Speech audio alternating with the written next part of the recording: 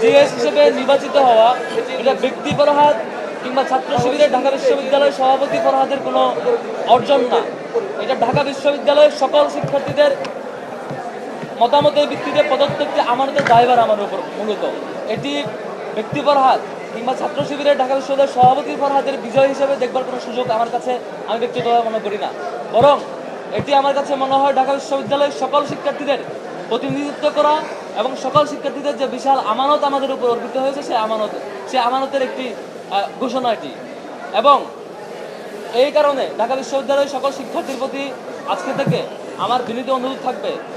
দায়িত্ব গ্রহণ এবং দায়িত্ব পালন পর্যন্ত যে কদিন সেই দায়িত্বে আমাদের থাকবো, আমি ব্যক্তিগতভাবে থাকবো, সেই কদিন পর্যন্ত ঢাকা বিশ্ববিদ্যালয়ের প্রত্যেকটা শিক্ষার্থী আমার জন্য উপদেষ্টা হয়ে কাজ করবেন। ঢাকা বিশ্ববিদ্যালয়ের প্রত্যেকটা শিক্ষার্থী, আমি যদি আমার পথ চলায় কোনো ভুল করি, কোনো ভুল পথে পা বাড়াই, কোনো ভুল কিছু করি মনে হয় বিশ্ববিদ্যালয়ের শিক্ষার্থীর কাছে, বিশ্ববিদ্যালয়ের শিক্ষার্থী যাতে আমাকে সাথে সাথে ভুল শুধরে দেন এবং তার জায়গা থেকে আমাকে সমালোচনায় কাঠগড়ায় দাঁড় করান এবং একদম যেভাবে শুদ্ধে দিলে পরে আমার জন্য সেই পথটা সঠিক পথে যায় সেভাবে যেন সেই বিশ্ববিদ্যালয়ের শিক্ষার্থীরা আমাকে শুধরে দেন, সে কামনা করব। একই সাথে আমার জায়গা থেকেও